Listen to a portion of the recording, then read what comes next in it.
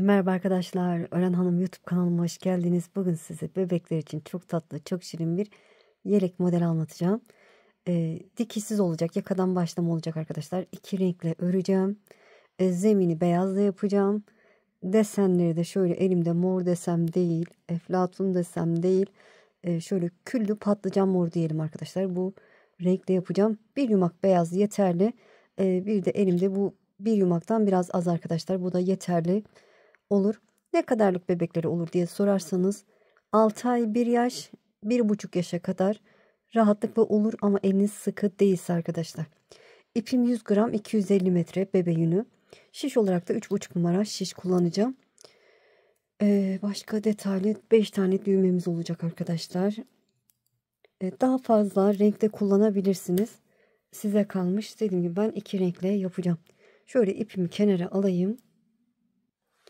Evet, hadi bakalım başlayalım. Bismillahirrahmanirrahim. İki şiş de kullanabilirsiniz ama misinalı şişle örerseniz daha rahat oluyor. Onu da söyleyeyim arkadaşlar. Evet. Şişime 77 tane ilmek atacağım. Tek sayı 77 ilmek. Yani çift değil arkadaşlar. 77 tane ilmek atalım. Eğer ki daha büyük ya da daha küçük yapmak isteyenler yorum kısmına yazsınlar. Yardımcı olurum inşallah. Evet, şişime 77 tane ilmek atıp döneceğim. Evet, şişime 77 tane ilmek attım. Şimdi haroşa yapacağız. Haroşayı ben ön yüzden de düz, arka yüzden de düz olarak örüyorum. Siz ters örüyorsanız, tersten örüyorsanız kendi bildiğiniz gibi yapabilirsiniz.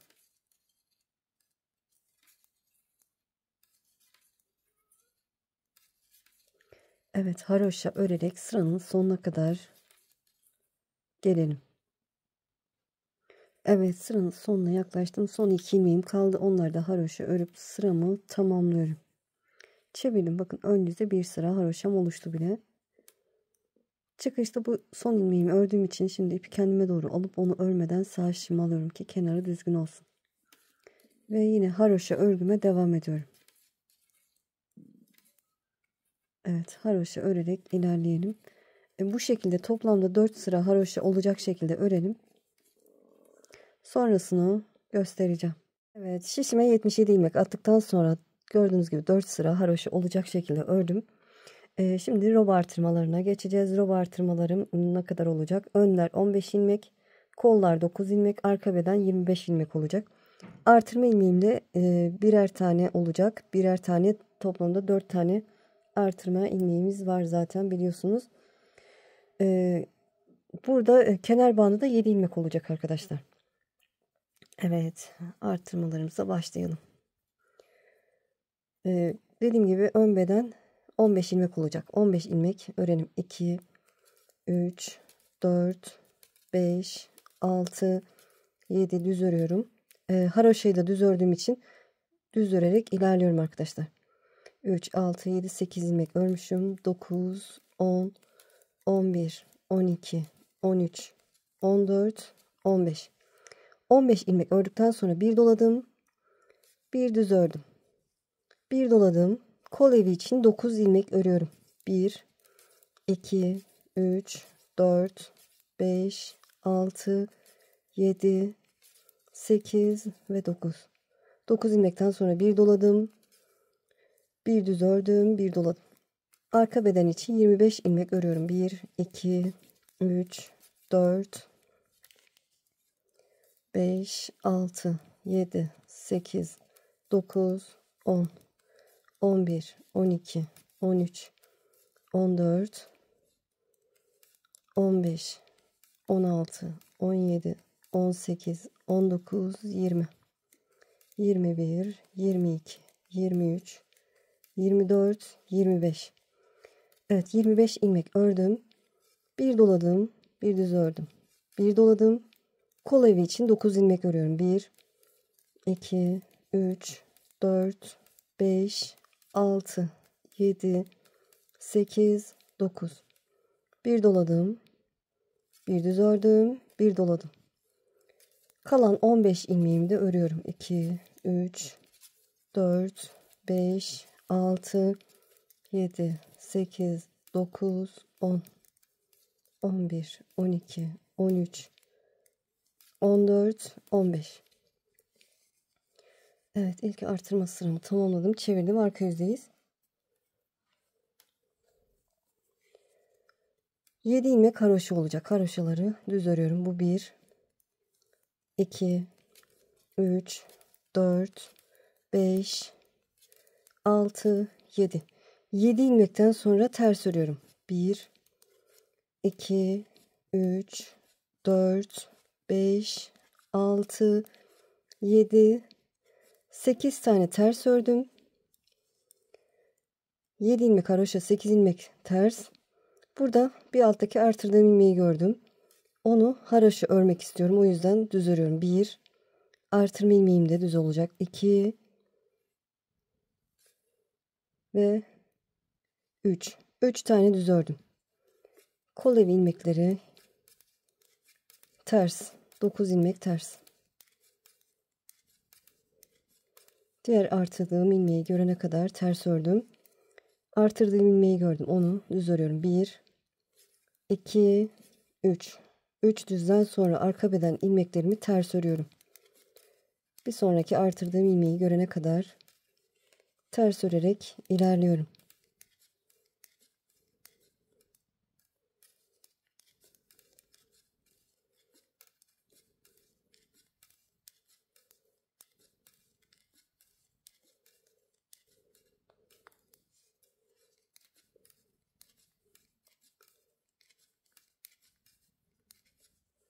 Evet, artırdığım ilmeği gördüm. Onu düz örüyorum. 1, 2, 3 tane düz ördüm. Diğer artırdığım ilmeği de düz ördüm. Sonra ters örüyorum. Kol evi ilmekleri. 1, 2, 3, 4, 5, 6, 7, 8, 9 ters ördüm. Ve artırdığım ilmeği gördüm. Düz örüyorum. 1, 2, 3 tane düz. 8 ilmek ters.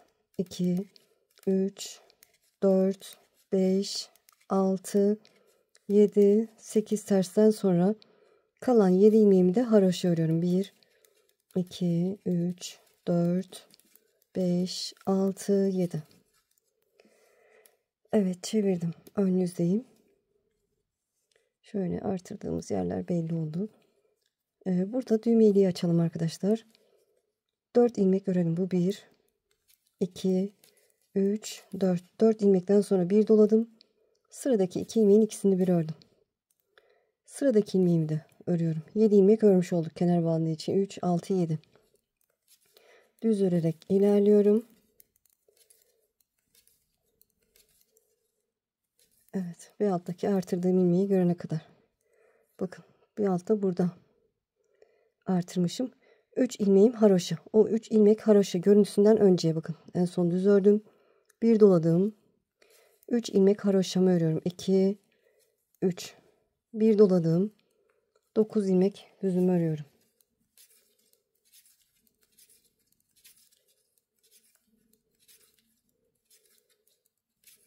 Dokuz ilmek düzden sonra o 3 haroşanın öncesindeyim. Bir doladım. 3 ilmek haroşamı örüyorum. Bir doladım. Arka beden için 25 ilmeğimi örüyorum. Evet, bu 25 ilmeğimizi örelim. Evet, 25 ilmeğimi düz ördüm. Bir doladım. O haroşa ilmeklerimin öncesindeyim. O 3 ilmeğimi haroşa örüyorum. Ve bir doluyorum. Kol evi için 9 ilmeğimi örüyorum. Artırdığımız ilmeklerimiz haroşaya dönüşüyor arkadaşlar. Gördüğünüz gibi 9 ilmeğimi düz ördükten sonra bir doladım. 3 ilmek haroşamı örüyorum. Bir doladım. 8 ilmek düz.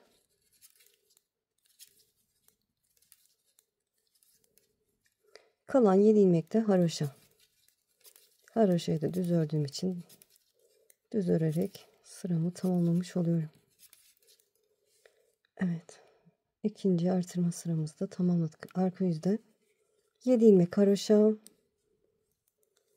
2, 3, 4, 5, 6, 7. 7 ilmek haroşadan sonra ters örüyorum. 8 ilmeğimiz sabit.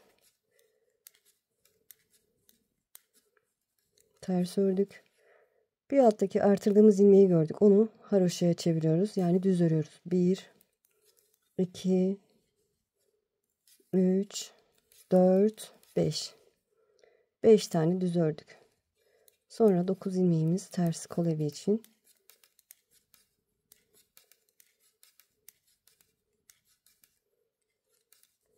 Evet, artırdığım ilmeğimi gördüm. Haroşa örüyorum. 1, 2, 3, 4, 5. Ve arka beden için 25 ilmeğimi ters örüyorum. Evet, 25 ilmeğimizi ters örelim. Evet, 25 ilmeğimi ters ördüm. Alttaki artırdığım ilmeğe geldiğim onu haroşa örüyorum. 1, 2, 3, 4, 5. 5 ilmek haroşadan sonra ters örerek ilerliyorum. Diğer artırdığım ilmeği görene kadar. Saymamıza da gerek yok aslında. Böyle artırdığım ilmeği gördüm. Onu haroşa örüyorum. 1, 2, 3, 4, 5. Sonra ters örüyorum. Son 7 ilmek haroşa olacak. Evet, 3, 6, 7 ilmeğimi de haroşa örüyorum. Düğmeli artırmasında haroşa.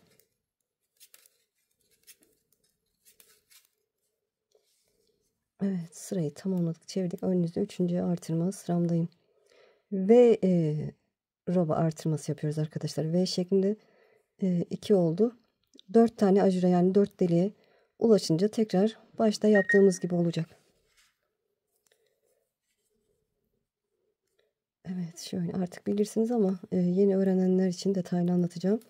7 ilmek haroşamı ördükten sonra düğme iliğinde 13 ya da 14 sırada bir açacağız arkadaşlar. 7 ilmek haroşadan sonra düz örüyorum. Bir alttaki artırdığım ilmeği, bir alttaki değil de ön yüzdeki artırdığım ilmeği görene kadar bakın. Belli zaten, bariz, ya da haroşa ilmeklerimizi görene kadar diyelim. Düz ilmeklerimi ördüm. Bir doladım. 5 ilmek haroşamı örüyorum. 1, 2, 3, 4, 5. Bir doladım. Kol evi ilmeklerini örüyorum. Dediğim gibi saymaya da gerek yok. Kendisini belli ediyor. Evet, bakın haroşa ilmeklerimi gördüm. Öncesinde bir doladım. 5 ilmek haroşamı örüyorum. Bir doladım. Yine düz örerek ilerliyorum. Evet, diğer haroşa ilmeklerimi ya da artırdığım ilmeği bakın görene kadar örelim. Evet, şöyle düz ilmeklerimi ördüm. Bakın haroşa ilmeğimin öncesindeyim. Bir doladım. 5 ilmek haroşamı örüyorum. Bir doladım. Düz örerek ilerliyorum.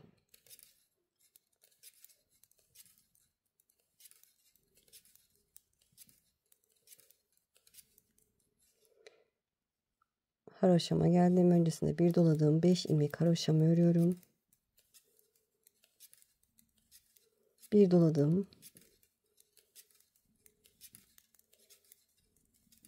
Düz ilmeklerimi örüyorum. Haroşa ilmeklerimi de örüp sıramı tamamlıyorum. Evet, bu kadar kolay arkadaşlar. Çevirdim arka yüzde.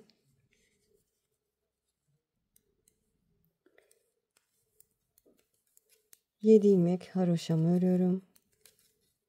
3, 6, 7. Ters örerek ilerliyorum. Tersleri ters, haroşaları haroşa örüyoruz. Artırdığımız ilmekler haroşaya dönüşüyor. Bakın bir alttaki artırdığım ilmeği gördüm. Onları haroşaya dönüşecek. 1, 2, 3, 4, 5, 6, 7 ilmek haroşa.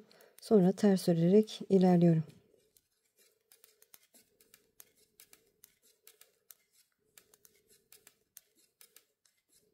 Evet, artırdığım ilmeği gördüm. Haroşa örüyorum. 1, 2, 3, 4, 5, 6, 7. Evet, arka beden ilmeklerimi örüyorum. Ters örerek ilerliyorum. Evet. Terslerimizi örelim arkadaşlar. Evet, diğer artırdığım ilmeği görene kadar ters ördüm. Artırdığım ilmeği gördüm. Onu haroşa örüyorum. 1, 2, 3, 4, 5, 6 ve 7. Sonra ters örüyorum. Diğer artırdığım ilmeği görene kadar hep bu şekilde olacak. Bakın, artırdığım ilmeği gördüm. Düz örüyorum onu. Haroşa örüyorum yani. 1, 2, 3, 4, 5, 6, 7. Sonra ters örüyorum. Son 7 ilmek kalana kadar ters.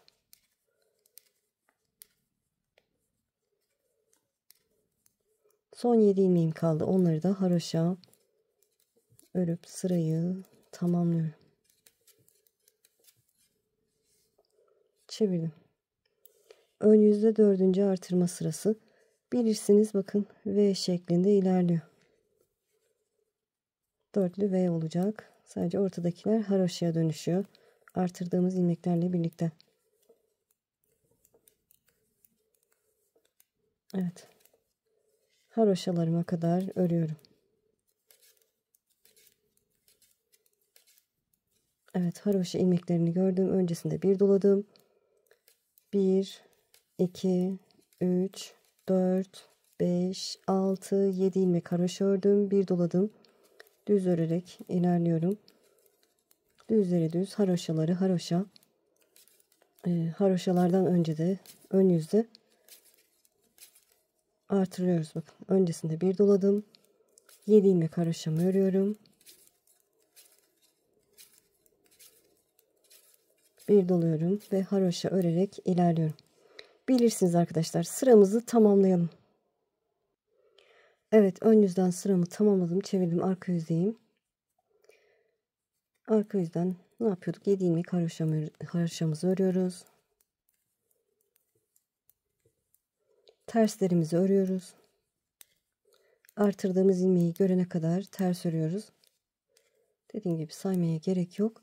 Artırdığım ilmeği gördüm. Onu haroşaya çeviriyorum. Yani düz örüyorum. 1, 2, 3, 4, 5, 6, 7, 8, 9 tane haroşam oldu. Sonra ters örerek ilerliyorum. Diğer artırdığım ilmeği görene kadar.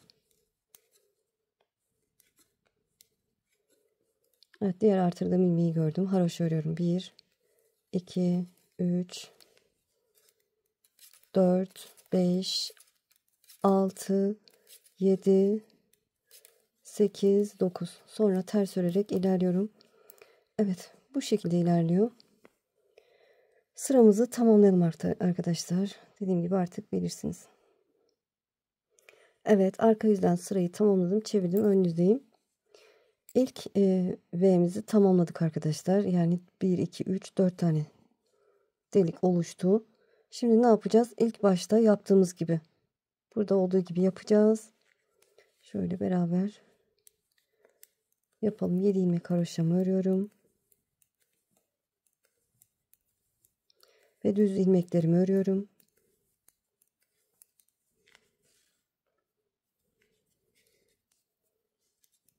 Düz ilmeklerimi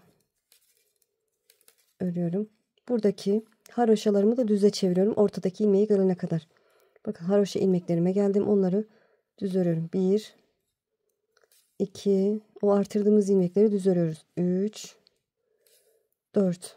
4 tane düz ördükten sonra tam ortadaki ilmek, onun öncesinde bir doladım. Burada birinci sırada yaptığımız gibi. Bir doladım. Bir tane düz ördüm. Haroşa örmüş oldum. Yine bu haroşa olarak devam edecek. Ve bir doladım. Düz örerek ilerliyorum.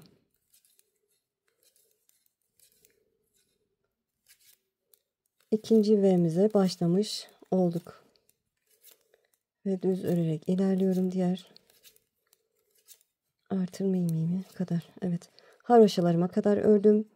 Buradaki haroşalar düze çevrilecek. 4 tanesi. 1, 2, 3, 4. 4 ilmekten sonra bir doladım. Bir düz ördüm. Ya haroşa olacak ama düz ördüğüm için düz diyorum arkadaşlar. Bir doladım. Bu 4 ilmek haroşamı düz örüyorum. Ve yoluma devam ediyorum. Evet, buraya kadar gelelim, burayı da göstereceğim. Evet, haroşa ilmeklerime kadar geldim. O haroşa ilmeğimi 1 2 3 4 tanesini düz ördüm, bir doladım. Tam ortadaki ilmek arkadaşlar, bir doladım. Bir tane haroşam oldu. Bir doladım ve düz örerek ilerliyorum.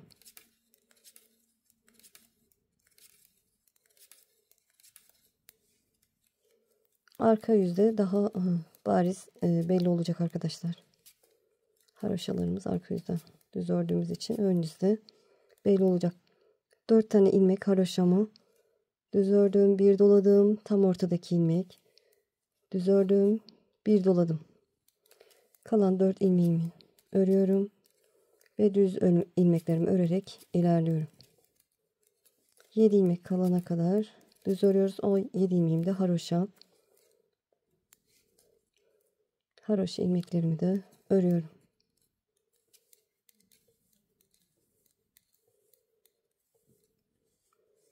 Evet, çevirdim. 7 ilmek haroşam, 2 3 4 5 6 7 ters örerek ilerliyorum. Artırdığım ilmeği görene kadar ters örüyorum. Evet, arka yüzden artırdığımız ilmeği görene kadar ters ördük. Artırdığım ilmeği gördüm, onu düz örüyorum. Bir haroşa örüyorum, yani 1 2, diğer artırdığım ilmeği de ördüm. 3 tane haroşamı ördükten sonra ters örerek ilerliyorum.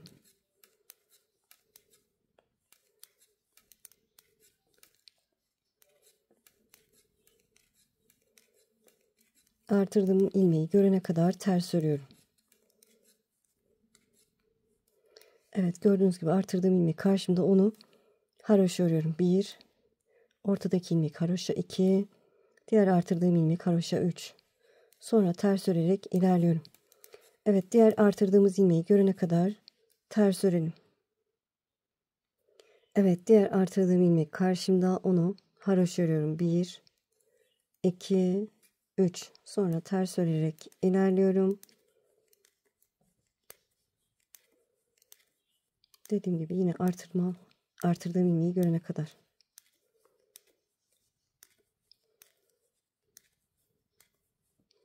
Evet, artırdığım ilmeği gördüm, onu haroşa örüyorum. 1 2 ve 3. Sonra ters örerek ilerliyorum.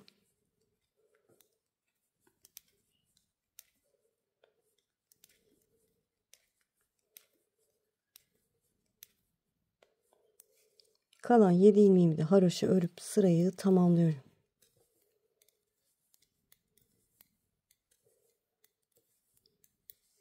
Çevirdim, ön yüzdeyim. V'nin ikinci artırma sırası. Burada ikinci artırmada ne yaptıysak aynı işlemi yapacağız. Ama artık bilirsiniz. Şöyle yine kısaca göstermeye çalışacağım. 7 ilmek haroşamdan sonra düz örerek ilerliyorum.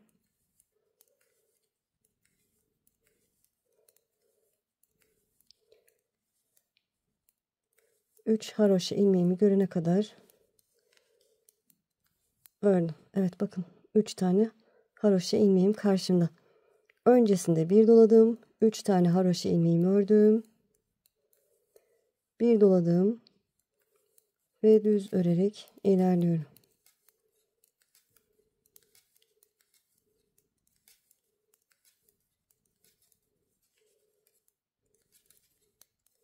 İlk defa yapacak olanlar için detaylı gösteriyorum. Eminim çoğunuz anladınız. Evet, haroşa ilmeklerimi gördüm. Ortada 3 tane gördüğünüz gibi. Öncesinde bir doladım. 3 haroşa ilmeğimi ördüm. Bir doladım ve düz örerek ilerliyorum. Evet, bu şekilde olacak arkadaşlar. Bu ikisini de bunları ördüğümüz gibi örelim. Sırayı tamamlayalım. Sonrasını göstereceğim. Evet, sıramı tamamladım. Şöyle çevirdim, arka yüzdeyiz. Burayı da biraz göstereceğim yine. 7 ilmek haroşamı örüyorum. 7 ilmek haroşadan sonra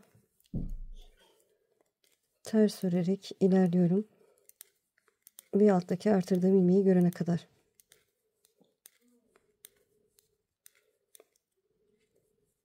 Evet bakın bir alttaki artırdığım ilmek karşında onu haroşa örüyorum. 1 2 3 4 5. Sonra ters örerek ilerliyorum. Evet bilirsiniz. Bu şekilde örülecek. Sırayı tamamlayalım. Evet arka yüzden sırayı tamamladım. Ön yüze geçtim. Bakın ikinci üçgenimde üçgen artırma robamda ilerliyor. 7 ilmek haroşadan sonra düz örerek ilerliyorum. Haroşa ilmeklerimi görene kadar.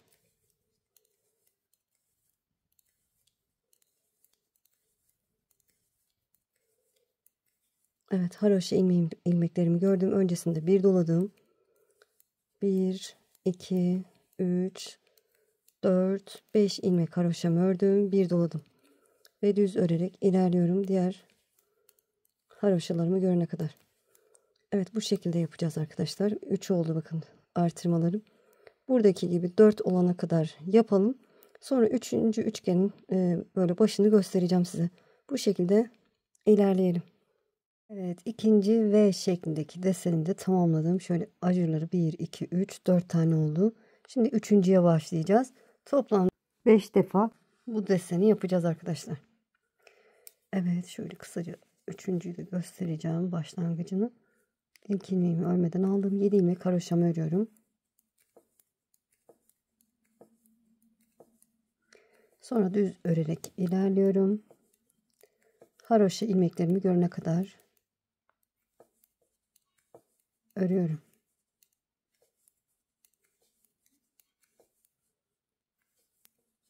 Evet haroşa ilmeklerimi gördüm. Haroşa ilmeklerimi görünce sayıyorum. Bakın 1 düz örerek ilerliyorum. 1 2 3 4 ilmek ördüm. Bir doladım. Bir düz ördüm. Düzlerken haroşa olacak yine bu.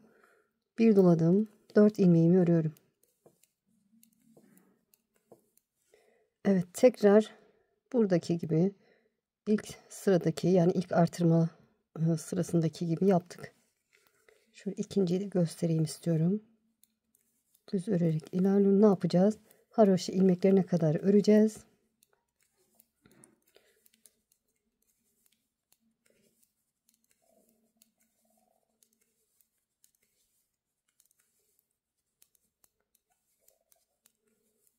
Evet haroşa ilmeklerime kadar ördüm. Haroşalarımı örüyorum. Hem sayıyorum hem örüyorum arkadaşlar. 1 2 3 4 tanesini ördükten sonra tam ortadaki ilmek onun öncesinde bir doladım. Ortadaki ilmeğimi ördüm. Bir doladım. Sonra yoluma devam ediyorum. Diğer bakın 4 tanesini ördük. Diğer haroşa ilmeklerimi görene kadar. Evet bu şekilde ayarlarsınız. Şöyle diğer düğmeliğini de göstereceğim arkadaşlar. Üçüncü desenimize başlamış olduk. Diğer düğme iliğinde 13 sırada bir açacağız. Onu da göstereceğim size. Bu şekilde devam edelim. Sonrasını göstereceğim. İkinci düğme iliğini açacağız. Şöyle ilk düğme iliğinden sonra bakın ilk düğme iliğim burada. Ondan sonraki haroşa sıralarını sayıyorum. 3, 6, 9, 12, 13 sıra örmüşüm. Rob artırmalarında gördüğünüz gibi devam ediyorum. Evet. Ne yapıyorduk düğme iliği için? 4 ilmek örüyoruz. 2, 3, 4. 4 ilmekten sonra bir doladım. Sıradaki 2 ilmeğin ikisini bir ördüm. Sıradaki ilmeğimi de haroşa ördüm. 7 ilmek oldu. Sonra yoluma devam ediyorum. Arka yüzden de bu ilmeklerimi yine haroşa öreceğim. Evet düğmeliği böyle olacak. 13 sırada bir. İpiniz ince ise 14 sırada bir açabilirsiniz. Evet rob artırmasını tamamladım arkadaşlar. Şöyle desenlerimizde sayarsak 1, 2, 3, 4, 5 desen oldu artırmadaki desenlerim. Toplamda 20 sıra artırma yapmış olduk. Şişimizde 237 tane ilmeğimiz var. Ön beden 35 ilmek olacak. Artırma ilmeklerini de kol evine katacağım. Kol evi ilmekleri 51 ilmek. Arka beden 65 ilmek olacak. Bu şekilde ayarlayacağız. Desenimiz de inşallah tam denk gelecek. Şimdi ne yapacağız? İlk önce kol evini 3 sıra haroşa olacak şekilde öreceğiz. Sonra da kesim yapacağız arkadaşlar. Ön beden için 35 ilmeğimizi örelim. Şöyle sayarak örüyorum. 1, 2, 3, 4, 5, 6, 7, 8, 9, 10, 11, 12, 13, 14, 15, 16, 17, 18, 19, 20, 21, 22, 23, 24, 25, 26,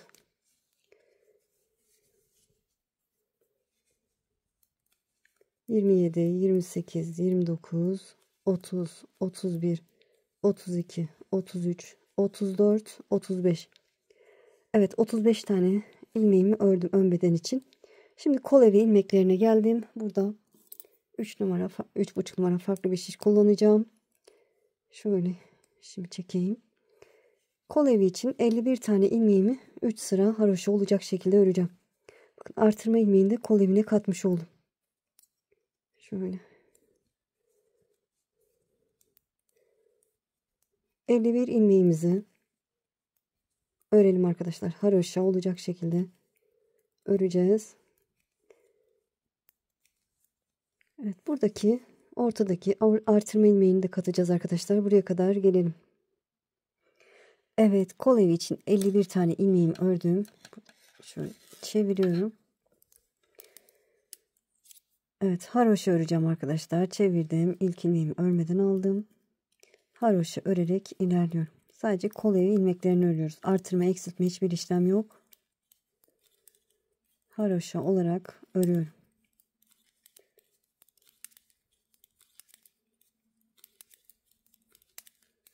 Evet, şöyle ön yüzde bir sıra haroşam oluşuyor bile. 3 sıra haroşa olacak şekilde örelim. Sonrasını göstereceğim. Evet, 3 sıra haroşa olacak şekilde ördüm. Şimdi kesim yapacağız. İlmeğimi yönü çevirdim. Sol şişime aktarıyorum. İkisini bir örüyorum. İlmeğimi sol şişime aktardım. İkisini bir örüyorum. Ne sıkı ne geniş, nasıl ördüysem o şekilde kesim yapıyorum.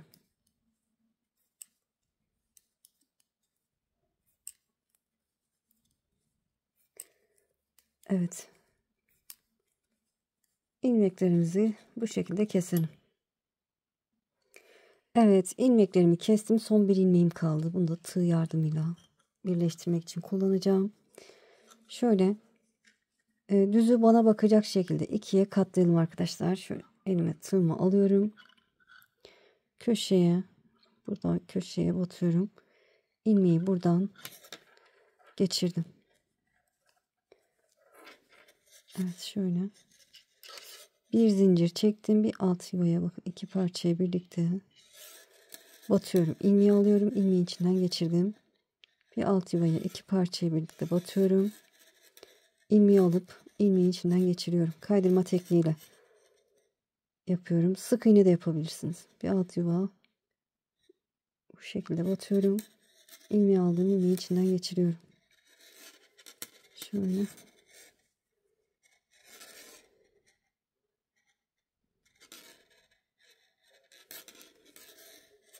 İlmeği aldım. İlmeğin içinden geçirdim. Şöyle şuraya da batayım mı bakıyorum. Yani çirkin görüntü olacak mı diye bakalım arkadaşlar. Şöyle, evet, bir tane daha geçeceğim. Ses oluyor mu? Şöyle hem buraya hem karşıya batıyorum. İlmeği aldım. İlmeğin içinden geçirdim. Evet, şöyle. Burada bir ilmeğimiz fazla oldu arkadaşlar. Şöyle. Farklı model yapacaksanız, uygulayacaksanız bu ilmeği kullanabilirsiniz ama bizim ilmek sayısı tam denk geldiği için ben kullanmayacağım. Şöyle. Bakın onu sağ şişime geçirdim. Bir sonraki bakın ilmeğimi örüyorum. Düz örüyorum. Bu ilmeği alıp oradan aldığım ilmeği bunun üzerine atıyorum. Burada bir tane eksiltme yapmış oldum. Evet, Bakın beraber tığla dikmiş olduk. Kol evinin dikimi de gayet güzel oldu. Koltuk altı kısmı. Beden ilmeklerini örüyorum arkadaşlar. 2 oldu. 65 ilmek örüyoruz. 3, 4, 5, 6, 65 ilmek öreceğiz. Buradaki artırma ilmeğini kol evine katacağız arkadaşlar. Burada haroşalı kısımdan sadece 4 ilmek öreceğiz. Bu 65 ilmeği hani sayamazsanız karıştırırsanız diye söylüyorum. Bu köşedeki 4 haroşayı öreceğiz. Buraya kadar geleceğiz. Evet, buraya kadar gelin. Evet, arka beden için 65 ilmeğimi ördüm. Şöyle bakın, burada da dediğim gibi haroşaların 4 tanesini ördüm. Şimdi ikinci kol evine geldim. Burada diğer şişimi aldım. Kol evi için 51 tane ilmeğimi öreceğim. Haroşa öreceğim arkadaşlar.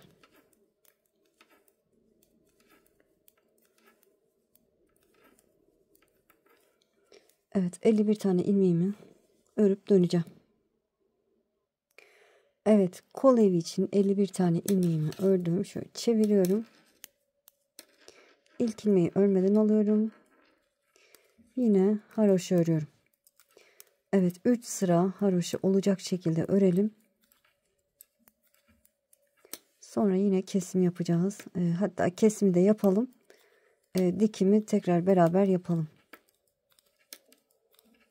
Evet, 3 sıra haroşa olana kadar örelim. Sonra kesimi yapalım. Sonrasını göstereceğim. Evet, 3 sıra haroşa ördükten sonra kesimi yaptım. Yine diğerini yaptığım gibi arkadaşlar. Şöyle düz taraftan yukarıya doğru bu diğer köşeye batıyorum. Buradan ilmeğimi aldım. Şöyle ilmeği aldım, buradan geçirdim. Bir zincir çektim. Bir alt sıra yuvaya, bir de karşıdaki yuvaya giriyorum tığ yardımıyla.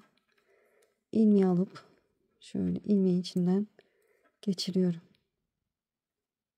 Evet, iki parçaya birlikte giriyoruz arkadaşlar, şu şekilde. İlmeği alıp ilmeğin içinden geçiriyorum. Bir sonraki yuva. Şöyle şişten dolayı biraz zor oluyor ama kamera var o yüzden bazen ne yaptığımı göremiyorum. Evet, aşağıya doğru bu şekilde ilmeği alıp ilmeği içinden geçiriyorum. Şöyle son olarak hem buraya hem de karşıdaki yuvaya giriyorum. İlmeği aldım. İlmeği içinden geçirdim. İlmeğimi genişlettim. Bu ilmeği sağ şişime aldım. Desenim için dediğim gibi ilmek sayım tam denk, o yüzden sıradaki ilmeği örüyorum. O ilmeği, bakın bir önceki ilmeği sol şişimle genişletip sağ şişimin önüne bırakıyorum. Yani artırdığım ilmeği, yani o fazla ilmeği kesmiş oldum. Ve yoluma devam ediyorum. Evet. Burada da dikimizi yapmış olduk. Gayet güzel oldu. Kol evi genişliği de gayet ideal. Evet. Sıramızı tamamlayalım arkadaşlar. Evet, sırayı tamamladım. Robayı tamamlamış olduk arkadaşlar. Şişimde de toplamda 135 tane ilmeğim var. Şimdi artık desenimize başlayacağız. 3 sıra haroşa olacak şekilde öreceğiz. Arka yüzdeyiz. Şöyle. Haroşa örüyorum arkadaşlar.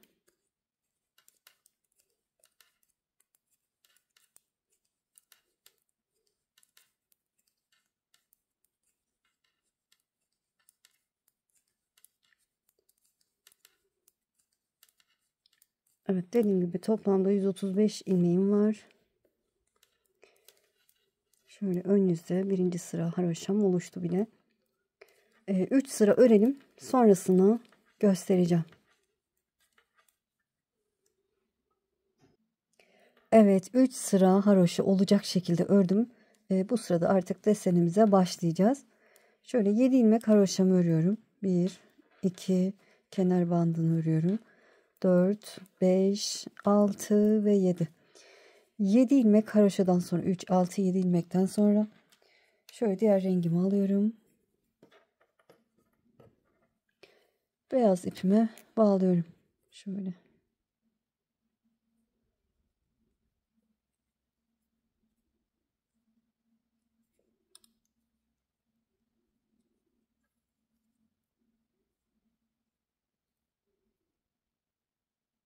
Evet, bağladım.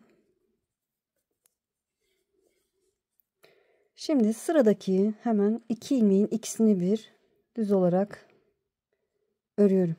İkisini bir ördüm. 4 ilmek örüyorum. 1, 2, 3, 4. Şunu da söyleyeyim arkadaşlar. Desenim 12 ilmek ve katları artı 1 ilmekten oluşuyor. Yani baştaki 7 ilmekle sondaki 7 ilmek hariç ortadaki ilmeklerim 12 ilmek ve katları artı 1 ilmek olması lazım. Bizim de tam baştaki 7 ilmek ve sondaki 7 ilmeği saymazsak ortada 121 tane ilmeğimiz var. Tam denk düşüyor. Evet, 2 ilmeğin ikisini bir ördük. 4 ilmek düz ördük. Bir doladım. Bir düz ördüm. Bir doladım. 4 ilmek düz örüyorum. 1, 2, 3, 4. 4 ilmekten sonra şimdi 3 ilmeğin üçünü bir öreceğim ama ortadaki ilmeği başa alacağım arkadaşlar. 2 ilmeği örmeden sağ şişimi aldım. Baştaki ilmeği sol şişime geçirdim. Sağ şişimi çekiyorum. İkinci ilmeği alıp sol şişime aktardım. Ve 3 ilmeğin üçünü bir düz olarak ördüm. 4 ilmek düz. 1, 2, 3, 4. Bir doladım. Bir düz ördüm. Bir doladım. 4 ilmek düz. 1, 2, 3 ve 4. 4 ilmekten sonra şimdi yine 3 ilmeğin üçünü bir öreceğim. Ama ortadaki ilmeği önce başa alacağım. 2 ilmeği örmeden sağ işimi aldım. Baştaki ilmeği arkadan sol işime geçirdim. Sağ işimi çekiyorum. İkinci ilmeği aldım. Sol işime aktardım. Ve 3 ilmeğin üçünü bir düz olarak örüyorum. 4 ilmek düz. 1, 2, 3, 4. Karıştırırsanız ayrıyeten videosu var arkadaşlar. Size linkini atabilirim. Yorum kısmına yazın. Evet. 4 ilmek. Üçünü bir ördükten sonra 4 ilmek düz ördüm. Bir doladım. Bir düz ördüm. Bir doladım. Diğer desenime geçmiş oldum. 4 ilmek düz. 1, 2, 3, 4. 4 düzden sonra yine ortadaki ilmeği başa alıyorum. Ve 3 ilmeğin üçünü bir örüyorum. İlmek sayım da dengelenmiş oluyor. Artırdıklarımla ortada kesince dengelenmiş oluyor. Evet, şimdi 4 ilmek düz örüyorum. 1, 2, 3, 4. Bir doladım. Bir düz ördüm. Bir doladım. 4 ilmek düz. 1, 2, 3, 4. Evet, burada artırmıştım. Şimdi 3 ilmeğin üçünü bir öreceğim. Ama öncesinde ortadaki ilmeği başa alıyorum. Ki kesimim düzgün olsun. Evet, üçünü bir ördüm. 4 ilmek düz.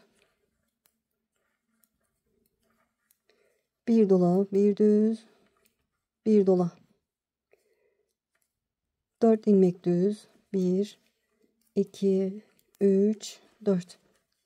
En son artırmıştım. Şimdi kesim yapıyorum. Ortadaki ilmeği başa alıyorum. Sol şişime aktarıp üçünü bir düz olarak örüyorum. 4 ilmek düz. 1, 2, 3, 4. Bir dola, bir düz, bir dola. 4 ilmek düz. 1, 2, 3, 4. Karıştırırsanız geriye bakın. En son bakın artırmışım. Demek ki burada da kesim yapacağım. Ortadaki ilmeği başa alıp 3 ilmeğin üçünü bir örüyorum. Ve 4 ilmek düz. 1, 2, 3, 4. Karıştırırsam bakıyorum. Bakın burada en son kesim yapmışım. Kesim yaptığım için şimdi artırma yapıyorum. Bir dola, bir düz, bir dola. 4 ilmek düz. 3, 4. Evet, artırma yaptığım için en son şimdi kesim yapıyorum. Ortadaki ilmeği başa alıyorum ve 3 ilmeği üçünü bir örüyorum.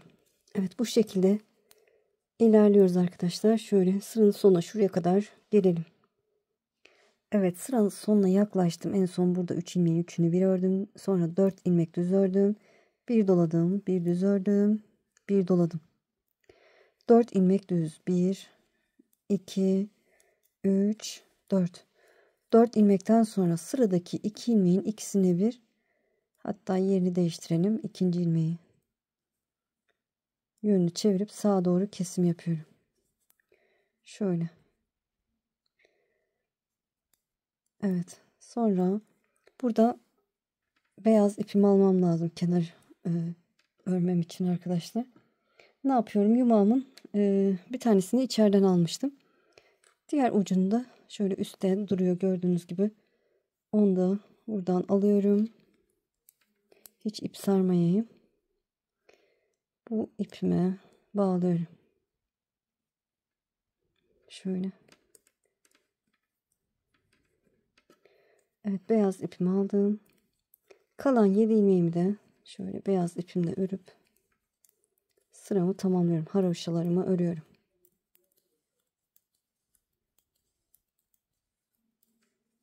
Sırayı tamamlamış oldum. Çevirdim. Modelimizin ön yüzden birinci sırasını tamamlamış olduk. Aslında her ön yüzde desen yaparken bu sırada yaptığımız işlemin aynısını yapacağız. Çevirdim, arka yüzde ikinci sırasında ilk önce 7 ilmek kenar haroşalarımı örüyorum. 2, 3, 4, 5, 6, 7. 7 ilmekten sonra beyaz ipim üstte, diğer rengim alttan yukarı doğru alıyorum. Şöyle, hatta ters öreceğim. Hiçbir işlem yok. Ters örüyorum arkadaşlar. Arka yüzden şöyle beyaz ipimi çektiriyorum ki düzgün olsun. Ters örerek ilerliyorum. Artırdığımız ilmekler de ters. Evet, son 7 ilmek kalana kadar ters örelim. Sonrasını göstereceğim.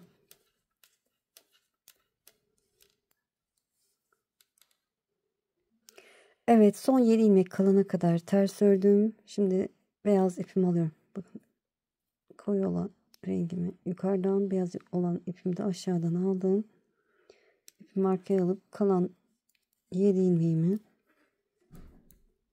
haroşa örüyorum.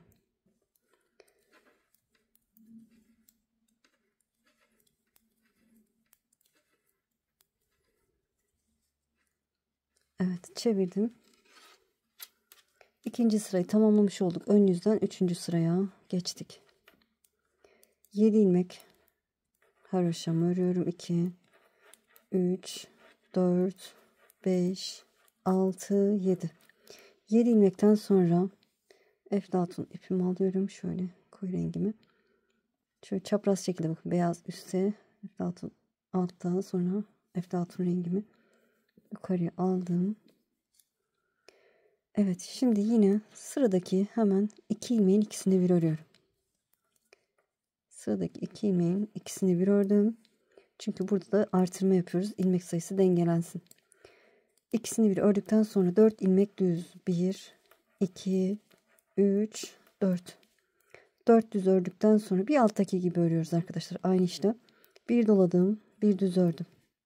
Bir doladım, 4 ilmek düz. 1, 2, 3, 4.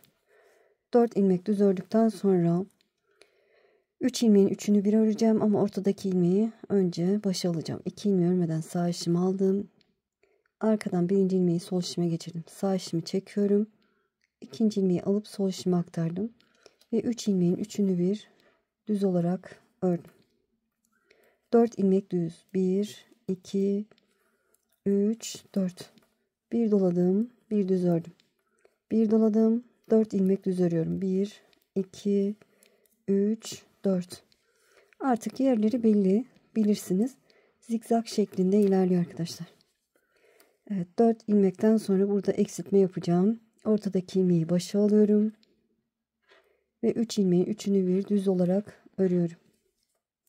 4 ilmek düz. 1 2 3 4. Bir dola, bir düz ör, bir dola. 4 ilmek düz. Evet, 3 ilmeğin üçünü bir öreceğim. Öncesinde ortadaki ilmeği başa alıyorum. Ve 3 ilmeğin üçünü bir örüyorum. 4 düz. 1 2 3 4. Bir dola, bir düz, bir dola. 4 ilmek düz. Evet, bu şekilde ilerliyor, artık bilirsiniz arkadaşlar. Sıradaki 3 ilmeğin ortadakini başa alıyorum ve üçünü bir düz olarak örüyorum. 4 ilmek düz. 1 2 3 4. Zaten belli arkadaşlar, artırma yapacağım. İlmek belli. Öncesinde bir doladım, bir düz ördüm, bir doladım. Bir altta da öncesinde ve sonrasında artırma yapmışım. Keseceğim ilmek de belli arkadaşlar. Bakın, ortadaki ilmek de sabit burada. Üçünü bir öreceğiz. Tabii ortadakini başa alıp. Bu şekilde sıranın sonuna kadar ilerleyelim. Sonrasını göstereceğim. Evet, sıranın sonuna geldim. Şöyle en son doladıktan sonra 4 ilmek düz ördüm.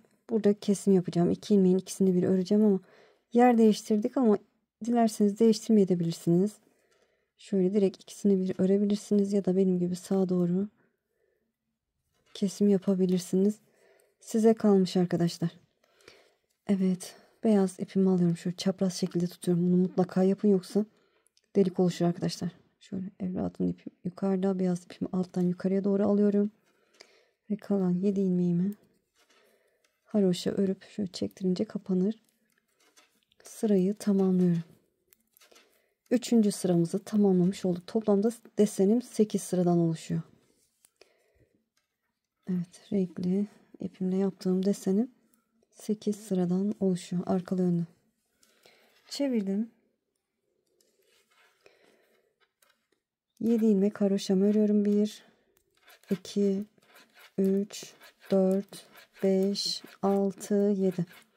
7 ilmekten sonra yine iplerimi değiştiriyorum. Beyaz üstte, diğer rengim alttan yukarıya doğru alıyorum. Hiçbir işlem yok. Ters örerek ilerliyorum. Evet, son 7 ilmek kalana kadar ters örüyoruz. 4. sıramız. Sıranın sonuna kadar gelelim.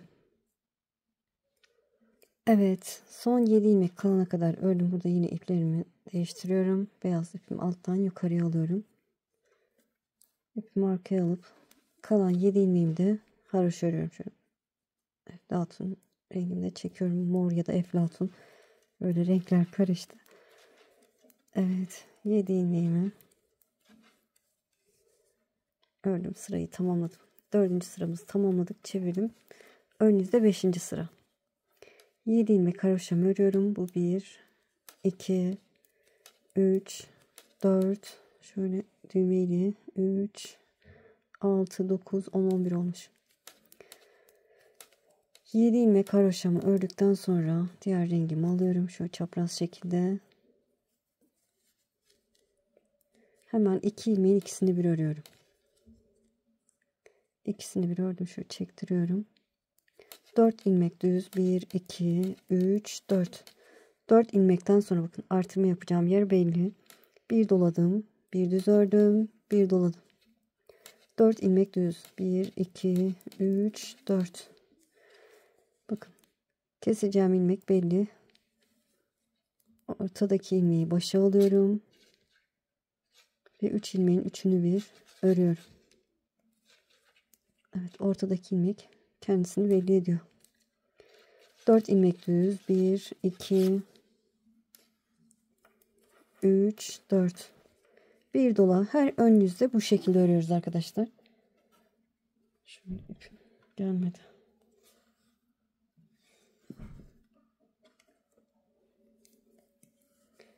Evet, bir dola, bir düz, bir dola, 4 ilmek düz. Her ön yüzde bu şekilde öreceğiz. Arka yüzde de ters öreceğiz desenimizi. 3 ilmeğin üçünü bir ördüm. Ortadakini başa alıp 4 düz. bir dola, bir düz, bir dola. 4 ilmek düz. Evet, bu şekilde ilerliyor. Sıranın sonuna kadar gelin. Ben bir deseni tamamen anlatacağım. Sonrakileri zaten ne yapacağınızı söyleyeceğim. Evet, 4 ilmek düzüm ördükten sonra sıradaki 2 ilmeğin şöyle ikincisinin yönünü çevirip sağa doğru kesim yapıyorum. İkisine bir örüyorum. Sonra burada beyaz ipimi alıyorum. Şöyle çapraz şekilde bakın alttan yukarıya doğru aldım. Kalan 7 ilmeğimi haroşa örüp sıramı tamamlıyorum.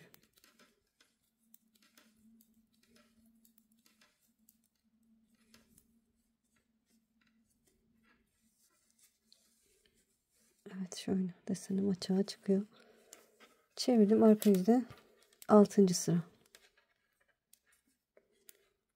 7 ilmek haroşa örüyorum. 2, 3, 4, 5, 6, 7. Diğer rengimi alacağım. Beyaz ipimi bırakıyorum. Alttan yukarıya doğru alıyorum. Ve ters örerek ilerliyorum. Evet, son 7 ilmek kalana kadar ters örelim. Evet, son 7 ilmek kalana kadar ters ördüm. Şimdi burada beyaz ipimi alıyorum. Çapraz şekilde tutuyorum. Kalan 7 ilmeğimi de haroşa örüyorum. Şöyle diğer rengimi çektiriyorum.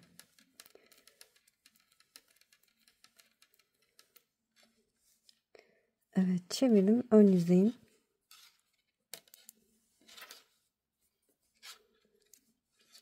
Yedi ilmek haroşamı örüyorum. 1, 2, 3, 4, 5, 6, 7. Burada bu hemen kenardaki ilmeklerin arkadaşlar gördüğünüz gibi çok iri durdu. Ben rahatsız oldum. Şöyle ne yapacağım onun için? Şöyle bu ilmeği örmeden alıyorum. İkinci ilmeğin de şöyle yönünü çevirip sağa doğru ikisini bir öreceğim. Ama öncesinde diğer rengimi alıyorum. Şöyle yine çapraz şekilde alıyorum.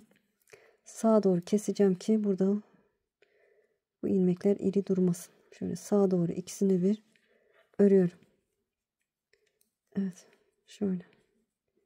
Artık küçük duracak arkadaşlar ilmekler. Sonra bunları çektirip düzeltebiliriz. Evet, 1, 2, 3, 4, 7. sıradayız.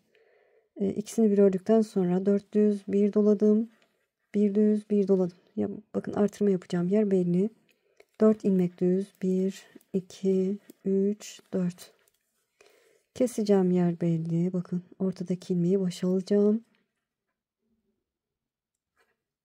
Ve sol şişime aktarıyorum. Üçünü bir örüyorum. 4 ilmek düz. 1, 2, 3, 4. Bir doladım, bir düz ördüm, bir doladım. 4 ilmek düz. 1, 2, 3, 4. Aynı işlemi yapıyoruz dediğim gibi her ön yüzde. Ortadaki ilmeği başa alıyorum. Ve üçünü bir düz örüyorum. 4 ilmek düz. 1, 2, 3, 4. Artırma yapacağım yerde belli. Bir doladım. Bir düz ördüm. Bir doladım. Evet, bu şekilde ilerliyoruz arkadaşlar. Sıranın sonuna kadar gelelim. Evet, sıranın sonuna geldim. Yine son 2 ilmeğin ikincisini yönünü çevirip sağa doğru kesim yapıyorum. Burada beyaz ipimi alıyorum. Şöyle çapraz şekilde tutup kalan 7 ilmeğimi de haroşa örüp sırayı tamamlıyorum. Evet, 7. sıramızı tamamladık. Arka yüzde son sıradayız. 8. sıra. Yine hiçbir işlem yok. 7 ilmek haroşamı örüyorum. 1, 2, 3, 4, 5, 6, 7. 7 ilmekten sonra yine rengimi değiştiriyorum. Alttan yukarıya doğru alıp ters örerek ilerliyorum. Evet, artık bilirsiniz. Sıramızı tamamlayalım arkadaşlar. Sonrasını göstereceğim. Evet, bu sırayı tamamlayalım. 8. sıramızı. Evet, arka yüzden 8. sıramı tamamladım. Yani bir desenimiz açığa çıktı. Şimdi ne yapacağız? Beyaz ipimle 3 sıra, burada olduğu gibi 3 sıra haroşa olacak şekilde öreceğim.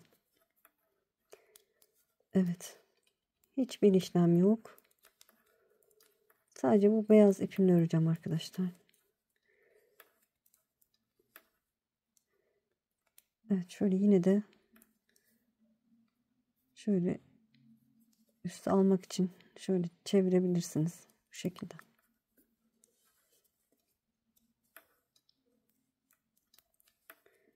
Evet, şöyle çektiriyorum ki de sıkılansın.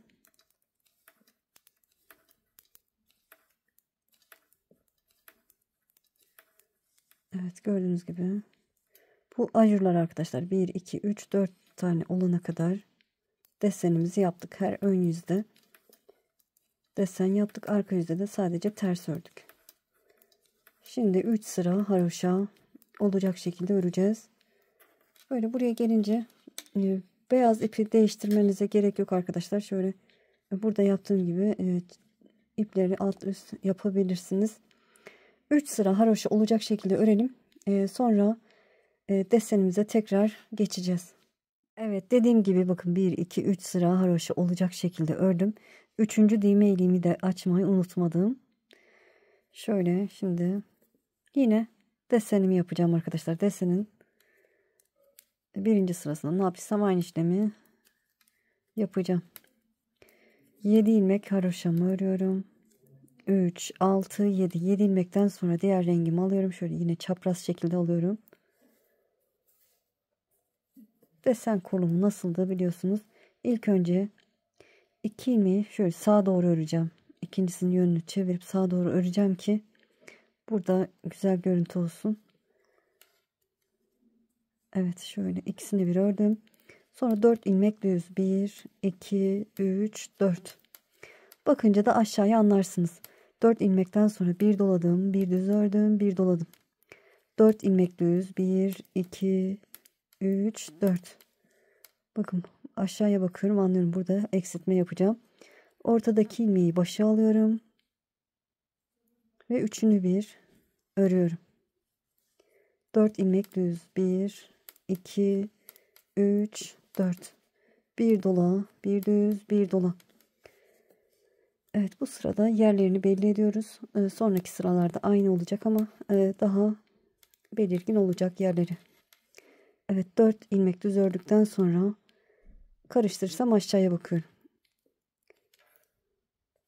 Ortadaki ilmeği başa alıyorum ve üçünü bir düz olarak örüyorum. 4 ilmek düz. 1 2 3 4. Bir dola, bir düz, bir dola. 4 ilmek düz. Evet. Ortadaki ilmeği başa alıyorum ve üçünü bir düz olarak örüyorum. 4 ilmek düz. 1 2 3 4. Bir dola, bir düz, bir dola. Bu şekilde ilerliyor arkadaşlar. Toplamda dediğim gibi 8 sıra. Ön yüzde hep bu şekilde öreceksiniz. Arka yüzde de sadece ters örülecek desenin arkası. Baştaki 7 ilmek haroşa, sondaki 7 ilmek haroşa. Böyle devam edeceğiz. Desenimizi 8 sırada tamamladıktan sonra yine 3 sıra haroşa olacak şekilde öreceğiz.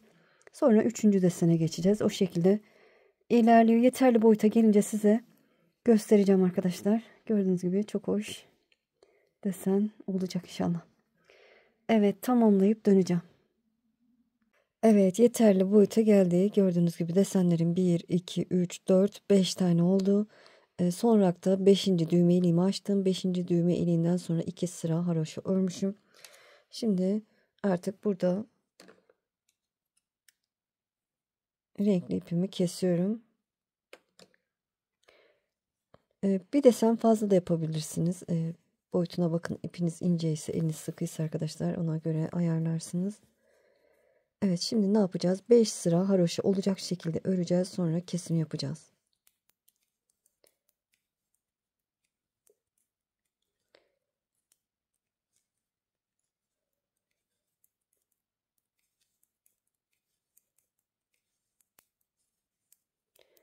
Evet, 5 sıra haroşa örelim. Sonra keseceğiz. Evet, 5 sıra gördüğünüz gibi 5 sıra haroşa olacak şekilde ördüm. Şimdi kesim yapacağım. Dilerseniz 6 sırada örebilirsiniz. Evet, ilk ilmeğimi yönünü çevirdim. Onu sol şişime aktarıyorum. İkisini bir örüyorum. İlmeğimi sol şişime aktardım. İkisini bir ördüm. Evet. Ne sıkı ne geniş nasıl ördüyseniz o şekilde ilmeklerimizi keselim.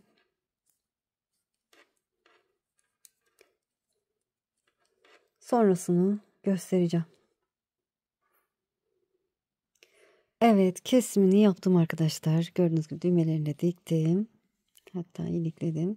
Çok hoş, çok güzel oldu. Boyut olarak da ideal oldu. Dediğim gibi çocuk zayıfsa, elinizde sıkı değilse 1,5 yaşa kadar rahatlıkla olur. Deseni de muhteşem oldu.